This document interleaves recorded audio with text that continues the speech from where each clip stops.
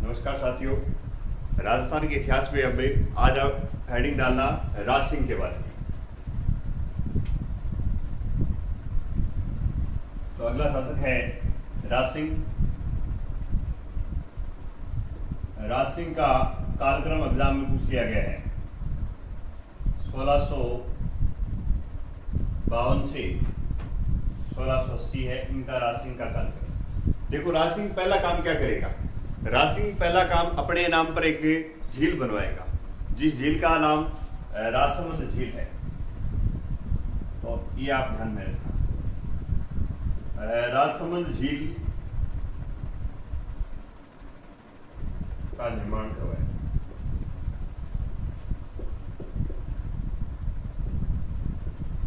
राजसमंद झील का निर्माण करवाया।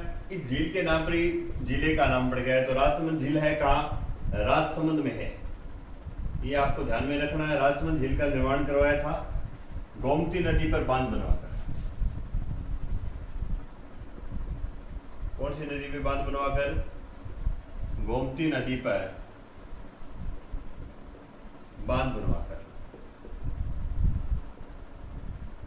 और देखना, इस झील ऐसा बताया जाता है कि जब इस झील की पाल को जैसे रात को बांध के छोड़ते थे तो दूसरे दिन क्या है वो ढही मिलती थी, अपने आप में बिखर जाती थी। तब वहां के कोई किसी ज्योतिषी से पूछा, राजा ने बुलाया उसको भी, हम इसका निर्माण कार्य, राजसमंद झील का निर्माण कार्य स्टार्ट करते हैं, रात को दिन सुबह वैसा का वैसे मिलता है, क्या कारण है? तब उसके बाद ज्योतिषी ने ये कहा कि आप ऐसी कोई कन्या ढूंढ के लाओ जिसके बाएं गाल पे आंख के नीचे तिल हो, जो पतिव्रता धर्म के नियम का पालना करती हो।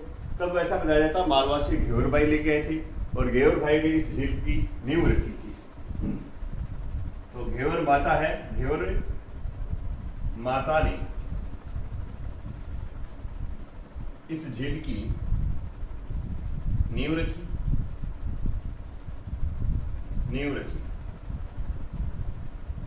इस माता का मंदिर इसी झील के किनारे है। घेवर माता एकमात्र ऐसी माता जो बिना पति के सती हुई। घेवर माता बिना पति के सती हुई थी। ये मैंने लोक देवियों में आपको करवाया था, बिना पति के सती हुई। आगे नोट करना इसमें, इस झील के उत्तरी जो भाग है उसको नौचौकी पाल कहते हैं। इस झील के उत्तरी भाग को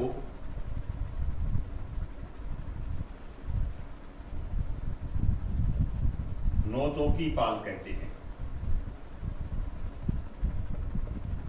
नौचौकी पाल कहते हैं। इस पे नौचौकी पाल पे 25 शिलालेख लिखे हैं संस्कृत भाषा में।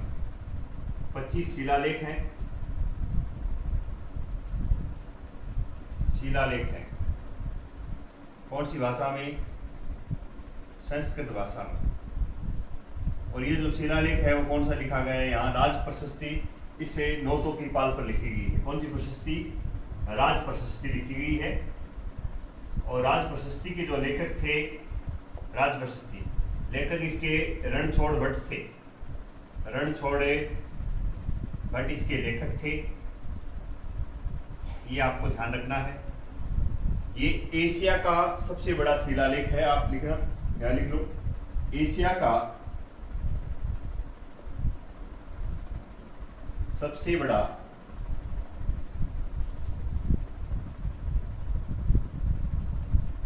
शिलालेख है। दोबारा देखो, राजसमंद झील का निर्माण करवाता है राज सिंह अपने ही नाम पे, और राज सिंह के नाम पे राजसमंद झील का जो निर्माण होता है तो इस जिले का नाम भी इसके नाम पे, इस झील के नाम पे पड़ता है राजसमंद। गोमती नदी पे बांध बनवाकर राज सिंह ने इस झील का निर्माण करवाया था। घेवर माता ने इस झील की क्या नींव रखी थी, और घेवर माता बिना पति की सती हुई थी। इसी माता का जो मंदिर है इसे राजसमंद झील के किनारे पे है। और इस झील के उत्तरी भाग को नौचौकी पाल कहते हैं। नौचौकी की पाल बनी हुई है और इस पे 25 शिलालेख हैं तो संस्कृत भाषा में, और इन शिलालेखों में, इस शिलालेखों पे क्या लिखा गया है? राज प्रशस्ति लिखी गई है। और राज प्रशस्ति के लेखक थे रणछोड़ भट्ट, जो इसके लेखक थे, और ये एशिया का सबसे बड़ा शिलालेख है। राज प्रशस्ति में क्या लिखा हुआ है? राज प्रशस्ति में, यहां नोट करना, राज प्रशस्ति में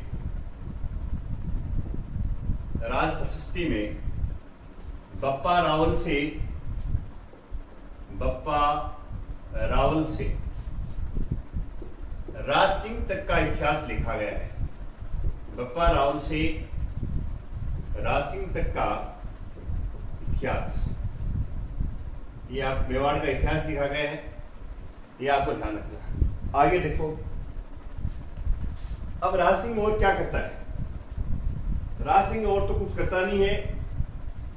उधर मेवाड़ में ये इसके साथ, दिल्ली वालों के साथ क्या दुश्मनी बांधता है, राज सिंह ये काम करता है। तो देखो दिल्ली वालों के साथ दुश्मनी कैसे बांधता है। इस समय राज सिंह का जब जन्म होता, उस समय यहाँ दिल्ली का जो शासक था वो शाहजहां था, और राज सिंह के समकालीन जो शासक है वो औरंगजेब है। तो राज सिंह के समकालीन जो शासक है कौन है? राज सिंह के समकालीन शासक औरंगजेब है। अब देखो दुश्मनी कैसे बांधता है ये। उसके कारण आप देखना, समझना इस चीज को। मुगलों के साथ इसने क्या कर ली? अपने दुश्मनी बांध रखा है राज से। देखो पहला कारण तो ये था, शाहजहां के 4 पुत्र थे।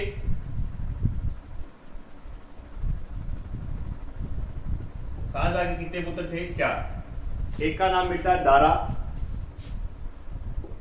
एक का नाम मिलता है मुराद।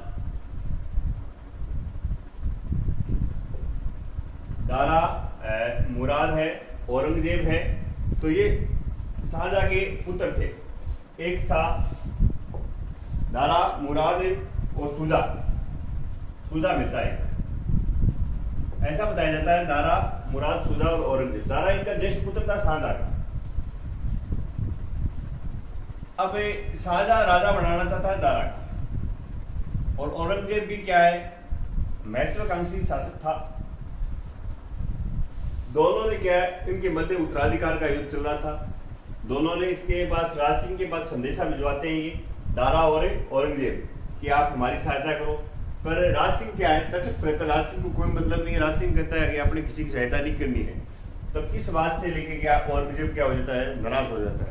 तो एक तो आपको उत्तराधिकार का युद्ध याद रखना है, उत्तराधिकार का युद्ध। ये चीज आप समझ गए होंगे कि शाहजहां के 4 पुत्र हैं, दारा, मुराद, सूजा और औरंगजेब। ज्येष्ठ पुत्र दारा शासक बनना था दिल्ली का, पर औरंगजेब महत्वाकांक्षी शासक था। दोनों ने संदेश भिजवाया राज सिंह के पास। राज सिंह दोनों में से किसी की मदद नहीं करता है, और तो इसके कारण औरंगजेब को क्या आता है? राज सिंह पे गुस्सा आता है। एक औरंगजेब जजिया कर लागू करता है, पुनः जजिया कर लागू कर देता है औरंगजेब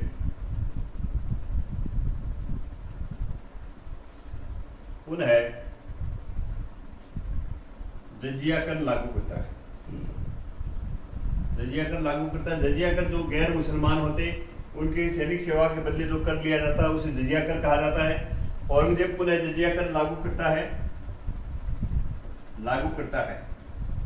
उसका विरोध करता है राज सिंह। उसका विरोध कौन करेगा? राज सिंह करता है। और देखो औरंगजेब ने पूरे भारत में मंदिर तोड़वाने के आदेश दे दिए थे। तो ये राज सिंह क्या मंदिर बनवाएगा? औरंगजेब ने कहने का मतलब इसके विपरीत कार्य करा सारे। औरंगजेब ने मंदिर तुड़वाने के आदेश दिए, मंदिर तुड़वाने के आदेश दिए, और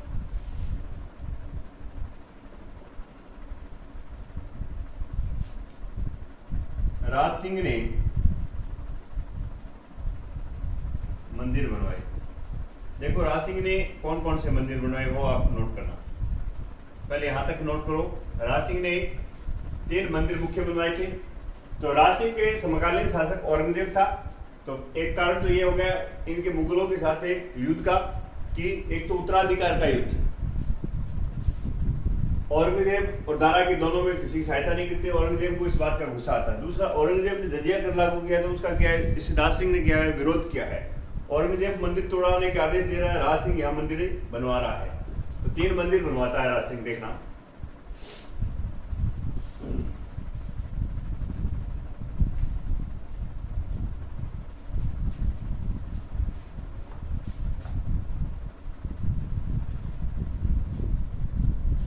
नोट करना, अंबे माता का मंदिर उदयपुर,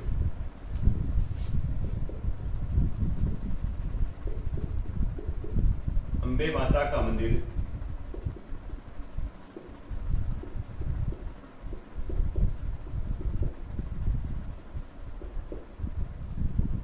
उदयपुर। दूसरा, द्वारकाधीश मंदिर, द्वारकाधीश मंदिर बनवाता है कांकरोली राज सिंह।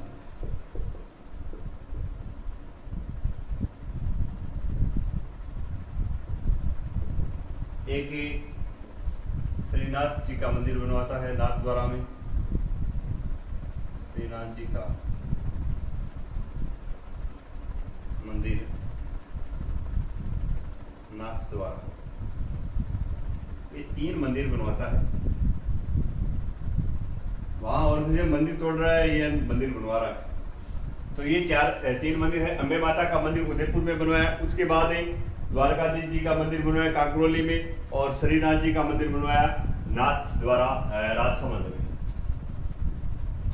चौथा देखो, चौथा जो है, एक इसने मारवाड़ का जो वीर दुर्गादास राठौड़ है उसको शरण दी थी, जो औरंगजेब का विरोधी था। तो चौथा कारण ये था, मारवाड़ के वीर दुर्गादास राठौड़ को, वीर दुर्गादास राठौड़ को शरण देना। 5वां पे चारुमती का विवाह। चारुमती देखो,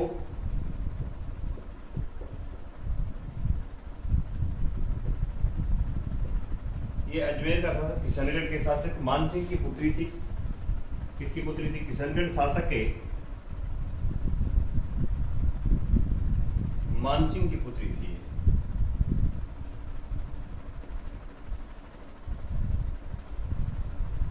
इसको समझना, किशनगढ़ के शासक मानसिंह की पुत्री थी। अब ये सुंदर थी, तो रतन सिंह, ये जो राज सिंह जो है, राज सिंह भी चारुमती से विवाह करना चाहता था, औरंगजेब भी विवाह करना चाहता था। लड़की एक और पसंद करने वाले 2। और जो चारुमती जो थी वो राज सिंह के साथ क्या करना चाहती थी? विवाह करना चाहती थी। तो ऐसा बताया जाता है कि मुगल सेना को रोकने के लिए, और सलूम्बर का शासक था, सलूम्बर का शासक है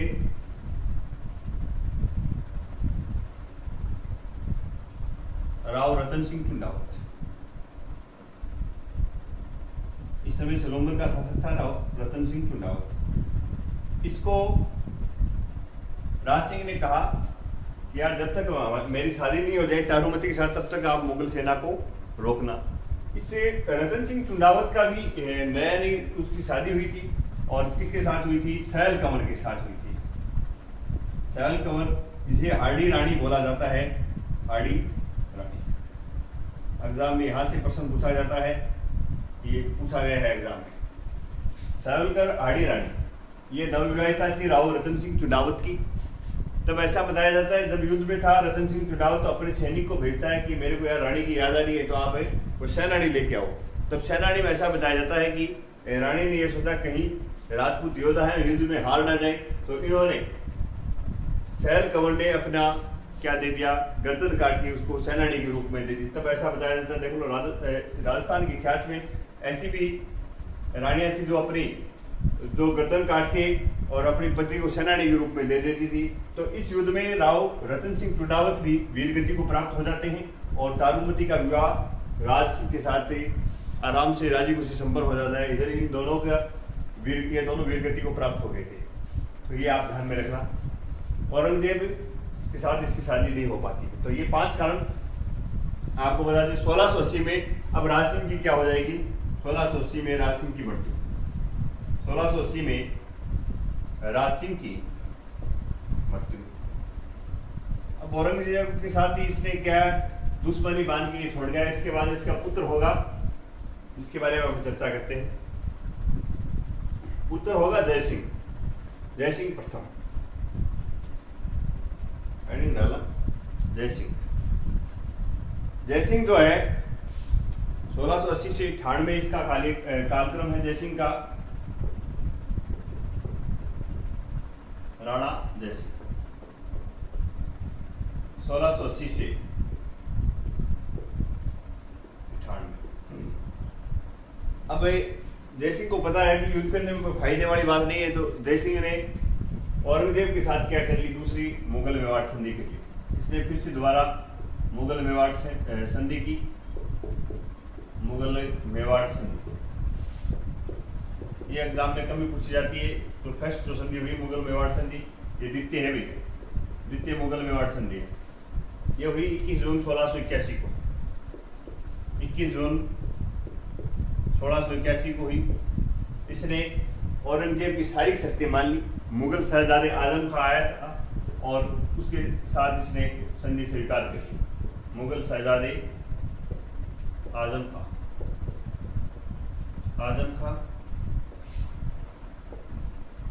आजम खां वह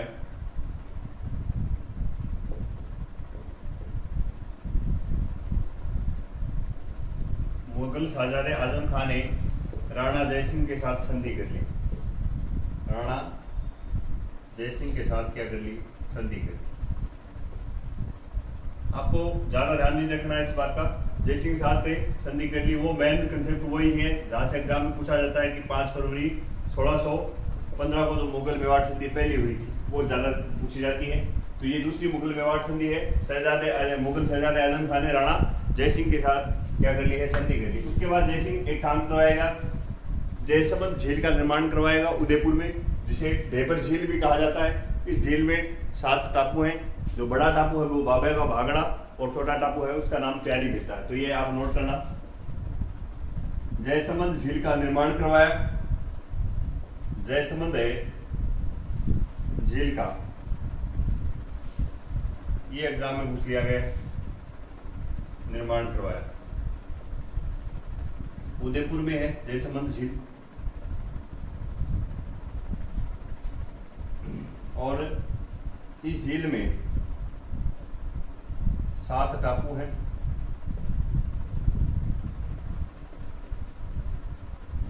बड़ा टापू वैसे बड़ा, वैसे बाबा का भांगड़ा, बड़ा टापू बाबा का भांगड़ा, छोटे का नाम मिलता है प्यारी। इसे झील से 2 नहरें निकाली गई जिनका नाम है श्याम नहर और भाट नहर। श्याम नहर व भाट नहर निकाली है। ये आप ध्यान रखना। श्याम नहर व भाट नहरें निकाली गई हैं इस झील से। तो आगे और इस झील का जो निर्माण करवाया गया है वो गोमती, रूपारेल और बामरी नदियों को रोककर करवाया गया। तो ये यहाँ देख लेना, गोमती और रूपारेल, गोमती नदी और रूपारेल नदियों को रोककर इस झील का निर्माण करवाया गया है। जयसिंह में ज्यादा ध्यान में ये बात रखनी है, जयसमंद झील का निर्माण कराया। उदयपुर में 7 बड़े, इस झील में 7 टापू, बड़ा टापू बाबा का भांगड़ा, छोटा टापू प्यारी। और इस झील से ये प्रश्न आ गए, जयसमंद झील से कौन सी नहरें निकाली गई हैं? तो श्याम नहर और भाट नहर निकाली गई हैं। आगे अब आप नोट करना है इसमें राणा जयसिंह के बाद अगला जो मेवाड़ का शासक है अमर सिंह द्वितीय। अमर सिंह द्वितीय में एक ही कंसेप्ट आपको याद रखना, अमर सिंह द्वितीय के समय देबारी समझौता हुआ था 1708 उदयपुर में। तो अमर सिंह द्वितीय ये आपको ध्यान में रखना है। अमर सिंह द्वितीय में तो देबारी समझौता तीन रियासतों के मध्य, पहले तो एग्जाम में काफी बार सीधा ये पूछ लेता है कि देबारी समझौता कब हुआ। तो देबारी समझौता हुआ था 1708 में। आपको एक तो ये कंसेप्ट ध्यान में रखना है कि देबारी समझौता हुआ कब, 1708 में हुआ। और देबारी कहाँ पड़ता है, उदयपुर में पड़ता है। ये देबारी समझौता तीन रियासतों के मध्य हुआ था। मेवाड़ के तो आपको पता ही है अमर सिंह द्वितीय, मेवाड़ के अमर सिंह द्वितीय और आमेर के स्वाई जयसिंह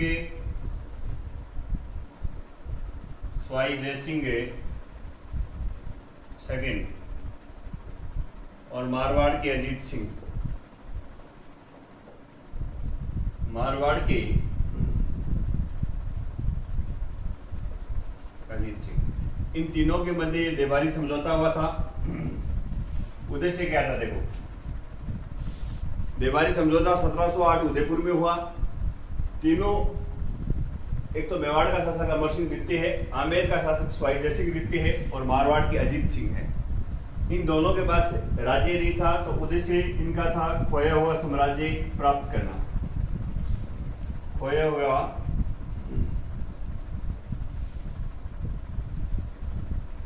साम्राज्य प्राप्त करना।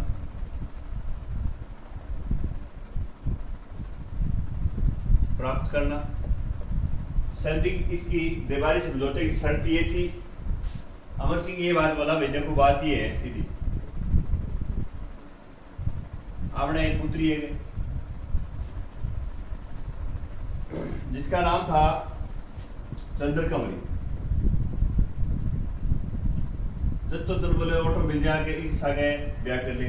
तो ये आमेर की चंद्रकमरी का विवाह किससे करवाना चाहता था, ये आमेर की स्वाई जयसिंह द्वितीय के साथ। और उसके बाद इससे जो पुत्र उत्पन्न होगा वो क्या है, आमेर का शासक बनेगा। और इसकी भी बहन दी है कि जिसका नाम है सूरज कंवर,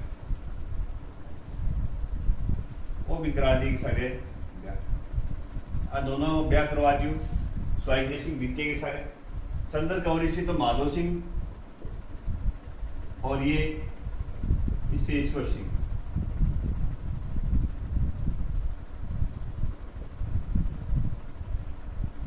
ये ईश्वर सिंह जो था वो ज्येष्ठ पुत्र था, पर देबारी समझौते के तहत जो आमेर का शासक बनता है अगला, वो माधो सिंह बनता है। तो ये आपको थोड़ा कंसेप्ट ध्यान में रखना है, वाकई आमेर में बताएंगे जब शासक बनेंगे तभी। तो मैंने आपको देबारी समझौते की शर्त आपको समझ में आ गई कि इसने देबारी समझौते की अमर सिंह ने शर्त ये रखी थी कि मेरी पुत्री जो चंद्रकमरी है उसके साथ आप शादी करोगे, उससे जो पुत्र उत्पन्न होगा वो इससे आमेर का क्या बनेगा, शासक बनेगा। तो देबारी समझौता तीन रियासतों के मध्य हुआ, अमर सिंह द्वितीय, स्वाई जयसिंह द्वितीय और अजीत सिंह के मध्य खोया हुआ साम्राज्य ये प्राप्त करना चाहते थे। जब इस बात का बहादुर शाह प्रथम दिल्ली में शासक था, जब उसको पता चलता है तो बहादुर शाह प्रथम ने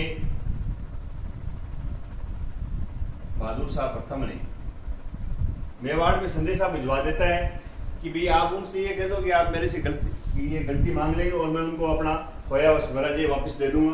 तो बहादुर शाह प्रथम ने इन्हें आमेर व मारवाड़ दिया,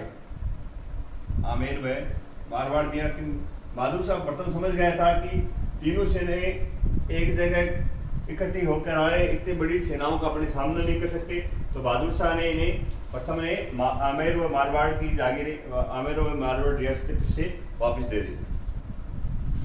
अगला आप एक डाला संग्राम सिंह द्वितीय।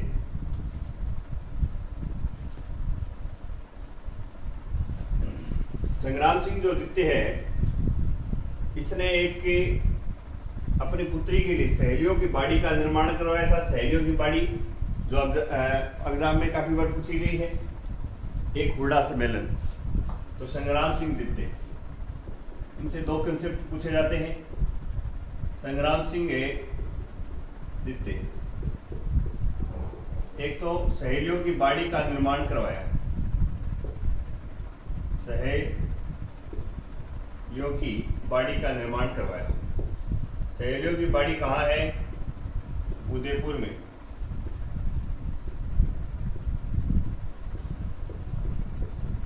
निर्माण करवाया। आगे देखो, दूसरा, इनके समय एक हुड्डा सम्मेलन हुआ था। जो हुड्डा सम्मेलन जो हुआ वो हुआ 17 जुलाई और 1734 को। ये आपको ध्यान में रखना है।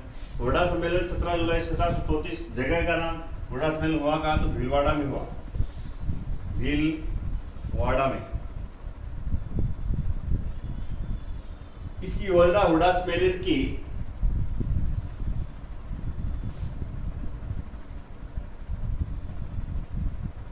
योजना बनाई स्वाई जयसिंह दित्ते। स्वाई जयसिंह सेकंड आमेर का शासक था। और इसकी अध्यक्षता कौन करेगा?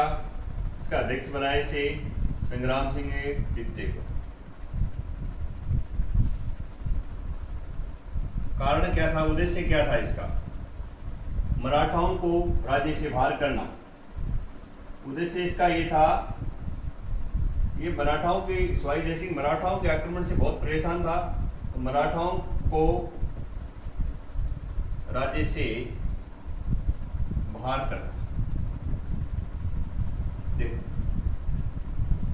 क्या है, एक तो इसने सहेलियों की बाड़ी उदयपुर में संग्राम सिंह दित्ते ने निर्माण करवा दिया। हुड्डा सम्मेलन, ये बार बार पूछा गया है। एक तो डेट पूछ ली गई हुड्डा सम्मेलन हुआ 17 जुलाई 1734 भीलवाड़ा में। इसका जो योजना बनाई थी वो स्वाई जयसिंह दित्ते ने बनाई थी और अध्यक्ष इसका नियुक्त किया संग्राम सिंह दित्ते को।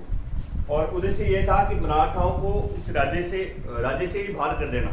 ये मराठाओं के स्वाई जयसिंह दित्ते जो मराठाओं के आक्रमण से बहुत परेशान था, तो इनका ये था कि सभी राजपूत राजाएं अपने एक जगह इकट्ठा हो और इनको मराठाओं को इसे राज्य से बाहर करें। पर ऐसा बताया जाता है कि 1734 में इसकी मृत्यु हो जाती है। इसकी संग्राम सिंह दित्ते 1734 में मृत्यु हो जाती, 6 महीने पहले 1734 में इसकी क्या हो जाती है? मृत्यु हो जाती है। तो उसके बाद इसका जो अध्यक्ष जो बनेगा वो इनका जो पुत्र है वो जगत सिंह दित्ते इसकी अध्यक्षता करता है। तो उसके बाद इसका जो सेकंड अध्यक्ष जो बनता है, सेकंड अध्यक्ष से इनका पुत्र बनेगा। इसकी तो मृत्यु हो जाएगी 1734 में। तो जगत सिंह दित्ते अध्यक्षता करता है।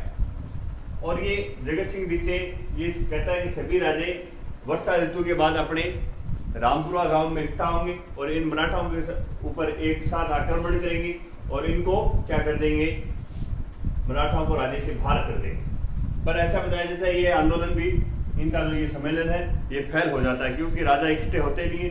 ऐसे ही ये सम्मेलन क्या होता है? फेल हो जाता है। तो दूसरी जो अध्यक्षता करेगा वो इनका पुत्र जगत सिंह दित्ते करेगा। ये आपको ध्यान में रखना हुड्डा सम्मेलन में।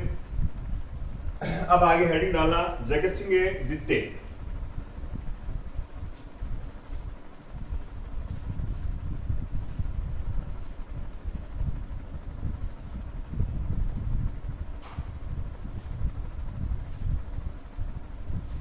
जगत सिंह दित्ते में देखो,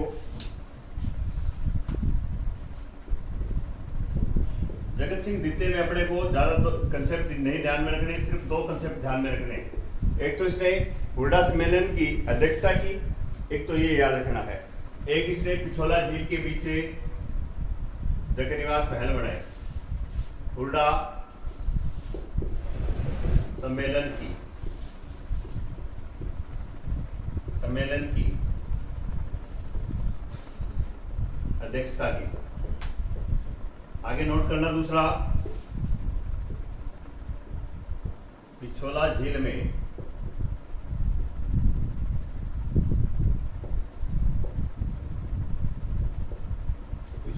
में जगनिवास महल बनवाए। अब देखो अगला जो शासक बनेगा जगत सिंह द्वितीय के बाद वो भीम सिंह सिसोदिया बनेगा, मेवाड़ का शासक। कौन बनेगा? भीम सिंह सिसोदिया। इस भीम सिंह सिसोदिया के पुत्री थी जिसका नाम था कृष्णा कुमारी। क्या नाम था इनका? कृष्णा कुमारी। कृष्णा कुमारी की ये सगाई करते हैं यहाँ मारवाड़ के। इस समय मारवाड़ में भीम सिंह सिसोदिया के समय भीम सिंह राठौड़ थे। ये तो भीम सिंह है, वो भीम सिंह राठौड़ थे। भीम सिंह राठौड़ मारवाड़ के शासक भीम सिंह राठौड़, इनके साथ इनकी क्या होती है? सगाई होती है। ये मारवाड़ के शासक हैं। तो मारवाड़ के शासक कौन? भीम सिंह राठौड़। और भीम सिंह राठौड़ के साथ कृष्णा कुमारी की क्या हो रही है? शादी हो रही है, सगाई कर दी है। पर ये खुदा को कुछ और ही मंजूर था, उसकी क्या हो जाती है? मृत्यु हो जाती है। उसके बाद यहाँ का शासक बनता है मान सिंह राठौड़।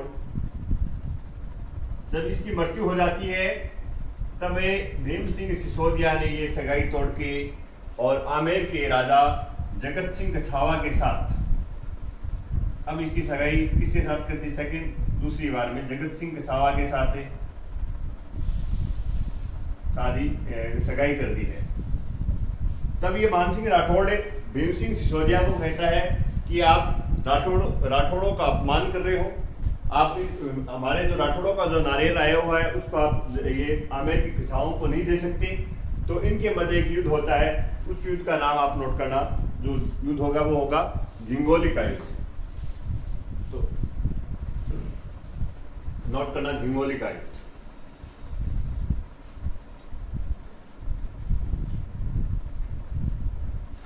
घिंगोली का जो युद्ध है,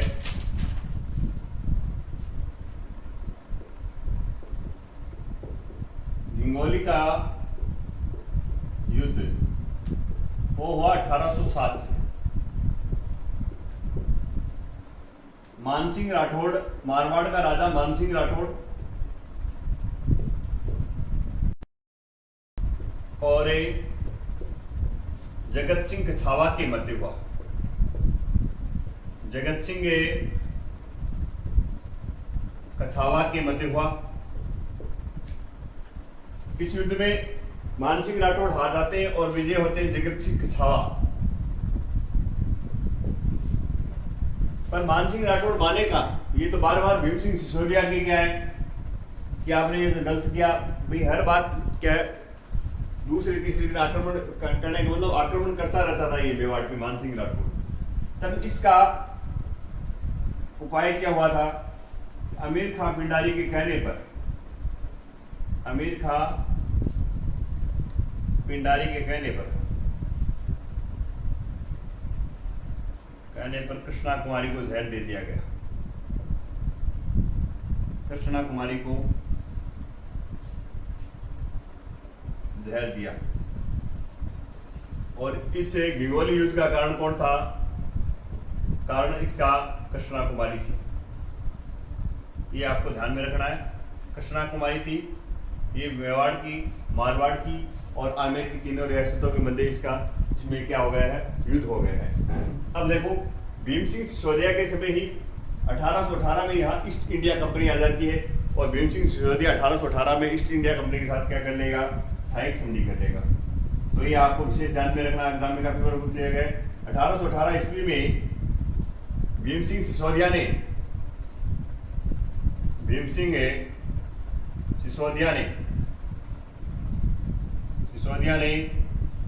ईस्ट इंडिया कंपनी से